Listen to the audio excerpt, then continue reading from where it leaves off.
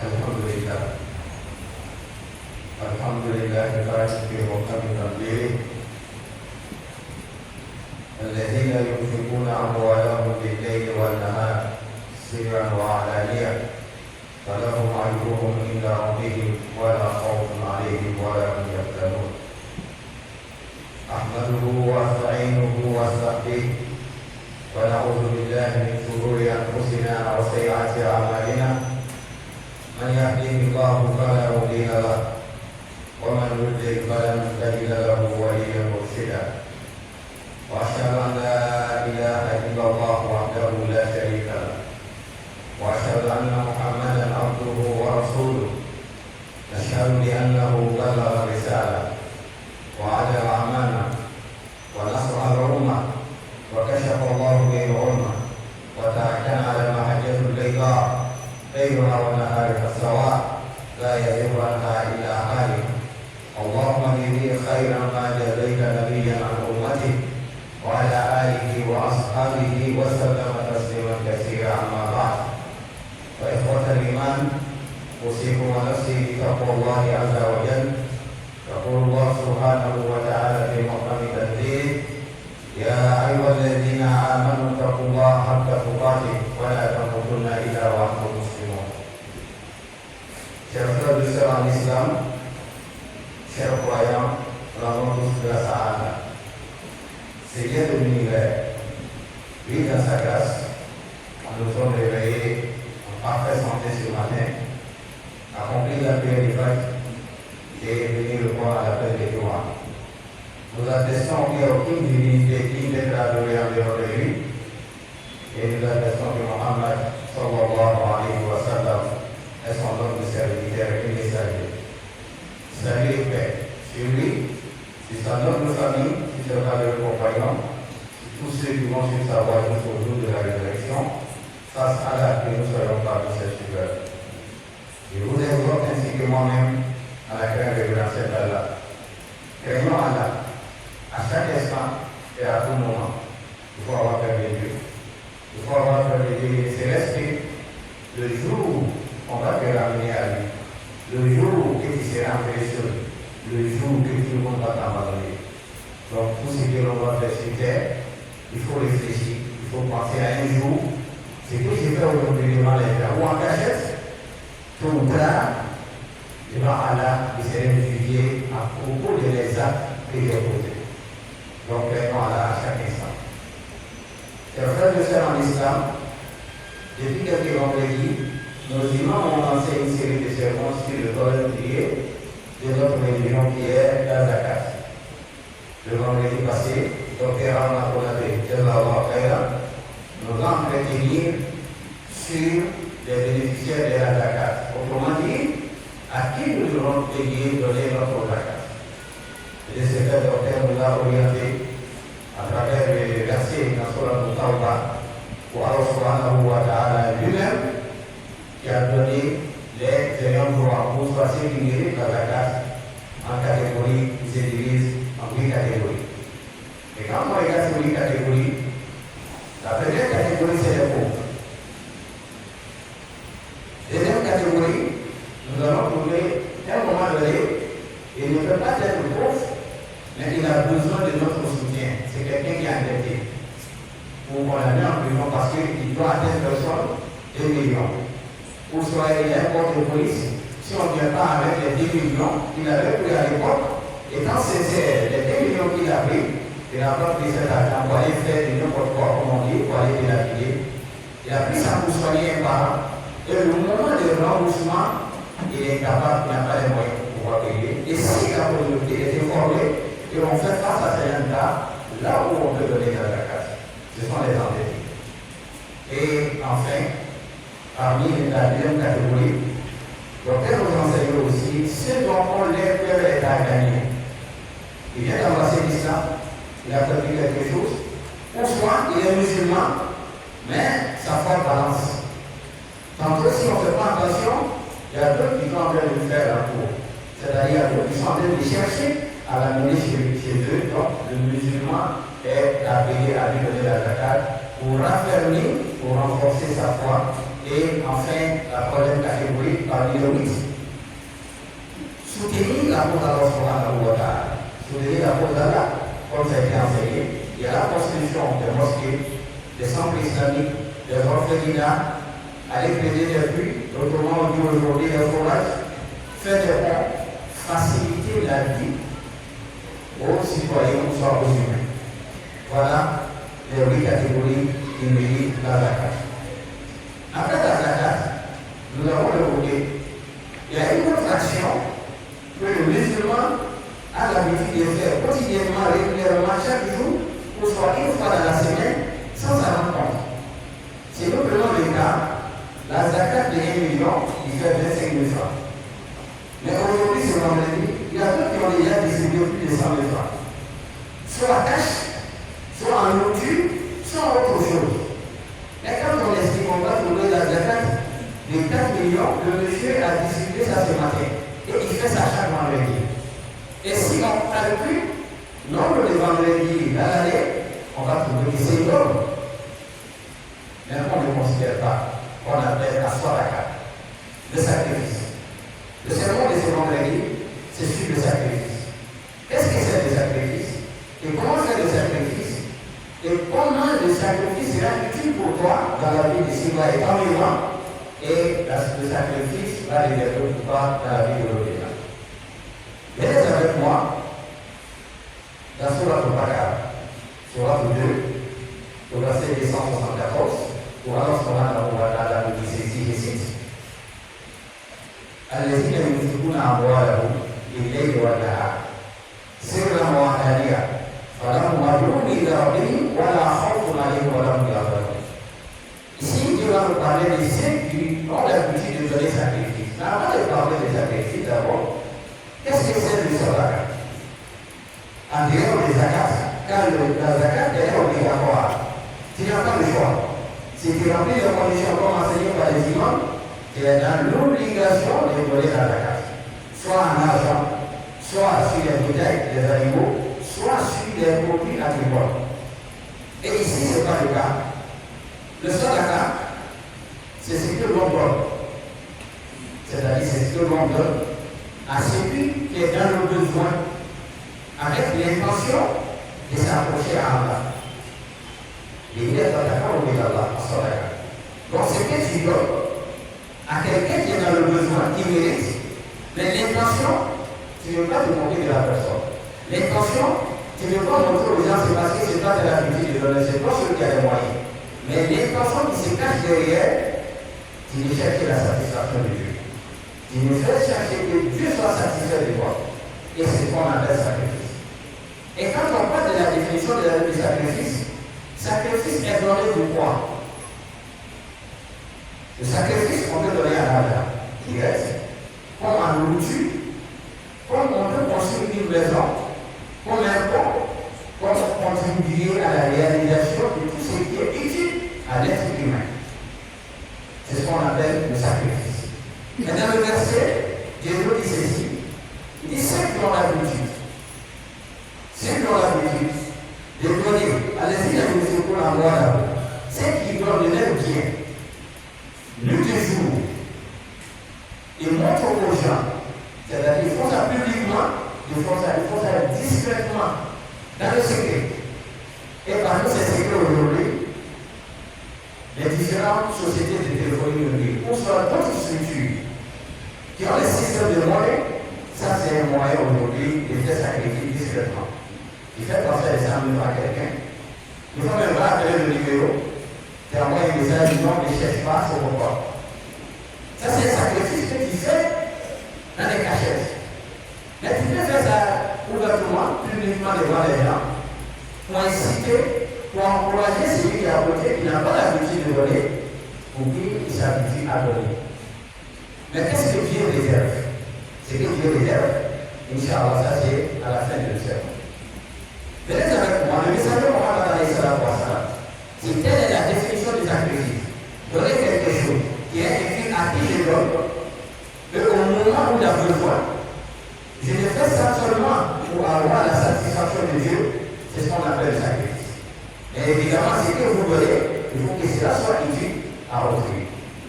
Petite histoire. Des fois, ils emballent les fers pour donner à une musée. Quand ils ont fait un musée, de vous avant, qu'est-ce qu'ils vont faire? Des fois, des poussières pour donner à un musée. Qu'est-ce qu'il va faire avec? Chers frères et sœurs en islam, le sacrifice qui est recommandé par Allah, qui sera détaillé ici, faisons attention. Il ne faut pas mélanger les choses. Le sacrifice des charlatans, qui est destiné au diable, on ne parle pas de ce sacrifice. C'est le sacrifice que Allah a recommandé.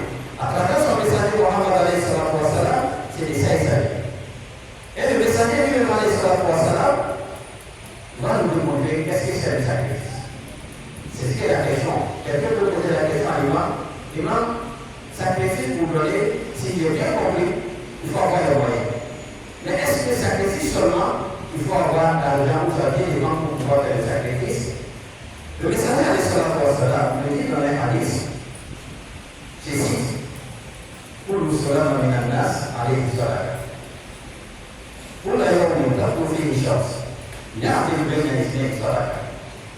ويريد الرجل على دابته فيحمل عليها أو يرفع عليها متاعه صدقة. والكلمة طيبة صدقة.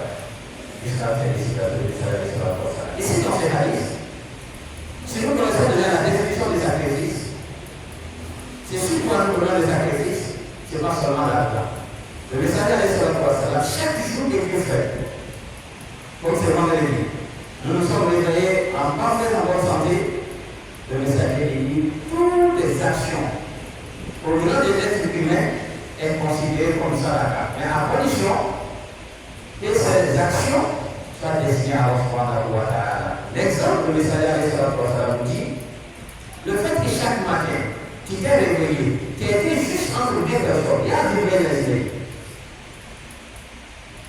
Entre deux personnes, commence entre toi et ta femme. Entre toi et tes enfants. Entre toi et ton voisin. Entre toi et ton collègue. Le fait que tu es juste.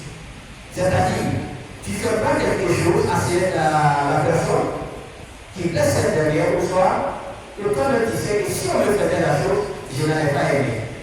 C'est ce qu'on appelle être juste entre autrui ou entre deux personnes. Ou tu as des passages, tu vois deux personnes qui sont en train de les travailler. Si on fait pas attention, si on ne les permet pas, ils vont se porter main. Et vous savez, la vie de l'être humain, elle est tellement sacrée. Mais pousser quelqu'un qui tombe mal, il perd la vie. Donc, il va intervenir. Même si ça lui manque plus de 5 000 francs. L'autre dit non, je sais que je ne vois pas du tout. Toi, tu as 5 000 francs sur toi. Tu dis le problème c'est 5 000 francs, oui. Le problème c'est 5 000 francs, oui. Si tu as les 5 000 francs, pour payer. Il y a une belle c'est un sacrifice. Le messager continue à l'islam pour ça. Ou à écrire le roi de la bâtisse. Il y a le passage, il y a un vieux, ou une vieille, ou une personne qui a été en or, ou soit un bagage. Le bagage qu'il porte, il ne peut pas être seul. Toi, tu es un passager, tu vas l'aider à porter son bagage, à soulever. Le messager dit c'est un solar. Et le messager continue à l'islam pour ça. أو يرفع عليها متاعه صدقة ويكلم طيبة صدقة. C'est ce qui nous intéresse. Prononcer, parler. Les bonnes paroles, c'est un sacrifice. Et comment? Vous imaginez, si j'insultais quelqu'un, quelle belle religion. Avant qu'on ait insulté quelqu'un, ta religion te recommande le fait que tu vas avoir la maîtrise en soi. À ne pas prononcer de mauvaises paroles, des paroles déplacées qui peuvent blesser quelqu'un d'autre et considérées comme un sacrifice. Mais pourquoi le musulman va passer tout son temps sur les réseaux sociaux? Parce que quand tu m'as insulté, moi j'ai besoin de l'insulter. Non, ce n'est pas le musulman. Le vrai croyant, quand on insulte, il passe comme des décrets. Quand on insulte, ça nous augmente en grâce. Quand on insulte, on fait sa publicité. Car lui, il restera toujours bon et il va continuer sur ses choses. Le messager a été insulté, humilié, mais il n'a jamais rentré dans ce qu'on appelle contre-attaquer quelqu'un. Il faut avoir la maîtrise en soi. Tellement il doit tout ça d'accord. Prononcer une bonne parole, c'est un sacrifice. Entre toi et ta femme, tu es fâché, elle t'a fait quelque chose, tu commences, après le contrôle, à prononcer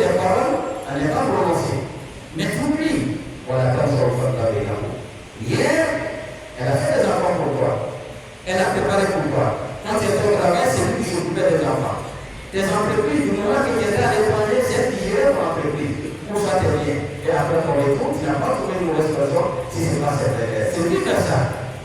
Le monsieur qui sort jour et nuit, chaque jour, pour donner à manger à sa famille, et des fois quand il rentre à la maison, ce n'est pas la satisfaction. Vous allez rendre l'atmosphère en mer pour votre mari, ce n'est pas un sacrifice.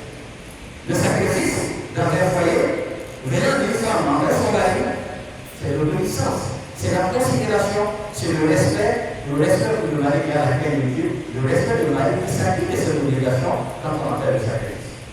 C'est pourquoi le messager alayhi salatu wa salam nous dit dans un autre hadith, en parlant des sacrifices, on peut faire régulièrement. Il dit le fait que tu prends une cuillère à manger, remplie de riz, ou soit spaghetti, ou n'importe quelle nourriture que vous imaginez, et vous mettez ça dans la bouche, de votre bouche, il dit ça c'est un grand sacrifice. Quelle caractéristique du messager alayhi salatu wa salam. Donc chaque jour, on peut faire sacrifice dans sa famille, autour de lui, dans son lieu de travail, sans sa rencontre. Et je continue dans le même hadith, il veut nous montrer comment faire le sacrifice. Et le messager alayhi salatu wa salam va nous dire à la fin du hadith, chaque pas que le musulman, il dit chaque pas que vous avancez pour venir à la mosquée est considéré comme sacrifice, comme tel est le cas aujourd'hui. Même si vous êtes venu en véhicule, c'est considéré comme vous avez marché au véhicule. Là, le moyen, c'est la tête, donc c'était la tête de la mosquée. Vous êtes là, vous avez marché, venez en moto, en voiture ou à vélo, vous êtes considéré sur le pied d'égalité. Et à la fin du hadith, le messager alayhi salatu wa salam nous dit ceci, nous parlons aujourd'hui de la protection de l'environnement. Nous devons rendre notre cadre de vie propre, c'est-à-dire nos quartiers, à la maison. Mais ça fait partie des recommandations de la religion. Le fait que toi, qui es dans ta voiture, tu as vu un objet, le fait de descendre pour enlever ça, avec l'intention d'adoration d'Allah subhanahu wa ta'ala, vous êtes considéré comme celui qui a le sacrifice. Mais si tu es considéré, le fait que toi tu rends l'environnement propre, tu enlèves les saletés, ou soit les ordures, tu en est-il lorsque vous êtes à la base de cette salubrité? Lorsque vous qui jetez les ordures partout, vous êtes dans votre voiture, vous allez manger une banane, faire descendre la brique, et vous jetez ça sur la route. Ça, c'est pas l'islam. Le vrai musulman, le bon croyant, lui, il est appelé à rendre son cadre de vie propre. À plus fort raison d'aller saluer où les gens passent. Que ce soit une pointe, ou soit des vitres cassées, ou soit un caillou, le musulman doit être la première personne à enlever ça sur la route pour ne pas que ça blesse quelqu'un. Voici, chers frères et sœurs en islam, les différents moyens, comment faire sacrifice, même si on n'a pas d'argent. Mais c'est qui est plus recommandé. On arrive à s'acquitter de toutes ces obligations, mais mettons-nous dans la poche pour faire des sacrifices pour Allah subhanahu wa ta'ala. Chers frères et sœurs en islam, quand on fait sacrifice, qu'est-ce qui est réservé pour nous? Qu'est-ce qui est réservé pour ceux qui ont l'habitude de donner sacrifice? À commencer, quand on a l'habitude de donner sacrifice, le messager Mohammed alayhi salatu wa salam nous donne des moyens. Il dit si vous voulez avoir longue vie, quand on dit qu'Allah nous apporte tous longue vie, on dit Amin, qu'Allah nous apporte tous longue vie. Mais parmi les secrets des moyens pour avoir une longue vie, il faut être un donateur de sacrifice. C'est lui qui est disponible à donner sacrifice. Nous avons catégorisé déjà la nourriture, il y a l'argent, il y a aller creuser des puits pour on appelle aujourd'hui les forages, faire des ponts, construire des écoles, ça fait partie des sacrifices. Mais le prophète Mohammed alayhi salatu wa salam nous dit dans notre hadith, quand on fait des sacrifices, comment faire? Il dit sur la capossée, tout sur Allah. Il dit le sacrifice que tu donnes, si tu as trop de péchés, comme tu sais que là où je suis, j'ai trop de péchés. Est-ce que moi-même je ne peux même pas expliquer? Je me pose la question, même si je n'ai pas fait le cas, aller faire la Oumra régulièrement, est-ce que tu vas pardonner les péchés? Oui. Personne ne va se désespérer de la miséricorde de Dieu. Dieu pardonne tous les péchés.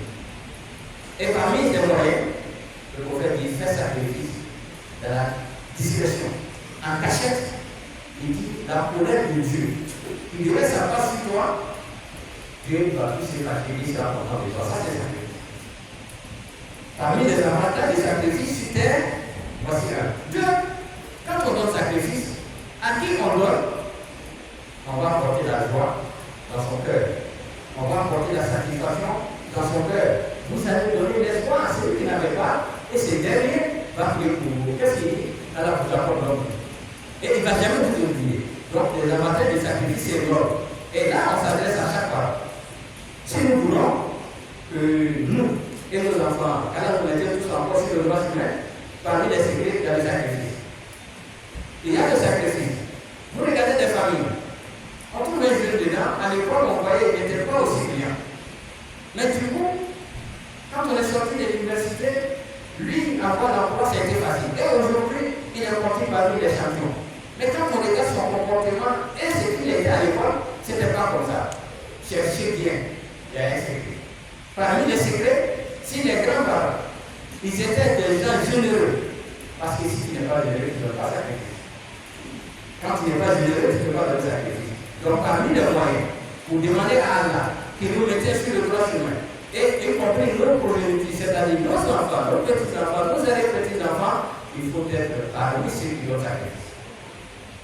Et les avantages du sacrifice, c'était nous allons contribuer au développement de notre société. Si je construis une école, je contribue. J'ai fait un forage, je contribue. J'ai construit une école, je contribue. J'ai fait un pont, je contribue. J'ai construit un centre de santé, j'ai contribué. Ou soit j'ai équipé. Dans mon village, je regarde qu'est-ce qui manque à notre dispensaire au centre de santé. Il n'y a pas de groupe d'électrogène. Je m'engage à doter, à envoyer un groupe d'électrogène dans mon village. À la mosquée du village, quand le courant coupe, tout est arrêté. Moi, je m'engage à aller donner un groupe d'électrogène dans ma mosquée au village. Si je ne peux pas seul, je vais avertir les bonnes volontés. Et quand on va inciter les gens à s'associer à moi pour aller faire du bien là où Allah est, le prophète lui qui est ici, qui encourage quelqu'un, qui oriente quelqu'un à faire du bien, les mérites qu'il va avoir, il aura la même chose. Et pour terminer sur le sacrifice, chers frères et sœurs en islam, la définition du sacrifice, nous sommes suivis. Et quand nous devons sacrifice, nous sommes suivis. À qui donner sacrifice, nous sommes suivis. On donne sacrifice à celui qui n'a pas les moyens. Mais aujourd'hui, c'est dommage. Autour de nos mosquées, il y a des gens qui ont tout arrêté, qui ont pris la mendicité comme boulot pour nous salaire. Faisons attention à ceux qui ont l'habitude de les encourager. Autour des mosquées, si vous voulez faire sacrifice, il y a des gens qui méritent le sacrifice. Mais si vous les encouragez dans ça, et ils demeurent toujours autour des mosquées, ce n'est pas recommandé. L'islam ne recommande pas quelqu'un à rester de rien, à ne rien faire. Ici, dans ce pays, vous allez trouver des mendiants qui ont des camions. Vous allez trouver des mendiants qui sont dans les cantines qui 10 000 francs par jour. Toi que tu donnes, est-ce que vous êtes dans les gens cantines? Non. Quand on veut donner sacrifice, il y a des gens qui sont malades. Il y a des gens qui n'ont plus d'espoir. Donc, faisons attention lorsqu'on veut donner sacrifice. Si tu donnes à quelqu'un qui ne mérite pas, Dieu va se passer contre toi. Donc, chaque personne a intérêt que Dieu se fasse contre toi. Donc, car nous avons la bonne compréhension. Et pour terminer, en termes de sacrifice, il n'y a pas de sacrifice qu'on va dire au milieu des carrefours. Il n'y a pas de sacrifice qu'on met dans des marmites pour casser ça au milieu des carrefours. Le sacrifice islamique. Le sacrifice qui marche avec la crainte de Dieu, c'est ce sacrifice-là. Quand tu donnes, à qui tu donnes, il est satisfait. Pourquoi? Dans la sourate 3, verset 92, sourate Al-Imran, Dieu nous dit ceci, si vous voulez que Allah résout vos problèmes, parce que tu as fait erreur, on t'a dit de faire sacrifice, et tu vas jeter au milieu, tu es destiné à qui? Et vous amants? Aux véhicules? Non. Aux oiseaux? Non. Aux animaux? Non. Aux êtres humains? Non. Sacrifice qui est utile. C'est ce sacrifice-là, quand tu donnes à quelqu'un, ça peut être un service. Et pour terminer, nos sacrifices aujourd'hui, dans les cérémonies des 7e jour, 40e jour, troisième jour, c'est bien. Mais, des fois, si vous attachez 10 carreaux de sucre, vous mettez ça dans des sachets, donnez à un individu de vous avoir. Ça va porter quoi? Si on veut donner, donnons 1 kilo. Quand on veut faire sacrifice, faisons ça intelligemment, comme le chef a l'habitude de dire. Parce que c'est lui qui est parti. Si on l'aime comme il faut, ce n'est pas la quantité des éléments de sacrifice, non. C'est la qualité des éléments de sacrifice qui importe. Qu'est-ce qu'on a donné? Nous avons trouvé des sacs, donné à des familles, des milliers, mais allez donner 2000 kilos, quelques carreaux de sucre à 100 personnes, arriver à la maison, lui-même, il ne va pas utiliser si vous ne faites pas attention, il va jeter ça dans les poubelles. Ce n'est pas islamique. Mais à qui on va faire un sacrifice, tu ne dois pas jeter aussi. Même si vous associez, vous associez les éléments de sacrifice, pour que ça soit utile pour quelqu'un. Donc, nous devons tout faire pour chercher à mieux faire le sacrifice, sera meilleur pour nous. Et à qui on fait sacrifice sera utile pour lui. Car nous avons la bonne compréhension et que nous disons que le droit humain, c'est que dans les possibilités qui ont l'habitude de donner à Allah, nous demandons à Dieu qu'il mette des milliards ou des millions à la place pour d'autres et nous demandons à Allah. Si nous n'avons pas les moyens, personne ne doit se désespérer, on peut faire sacrifice sur tous les plans, une bonne parole, réconcilier les gens, arranger entre quelqu'un, trouver du travail pour quelqu'un, tout cela est considéré comme sacrifice. Mais surtout, c'est qu'on donne à sa femme, ça c'est bien sacrifice. C'est qu'on donne à sa famille, c'est ce qui est bien sacrifice. Pour le corps de la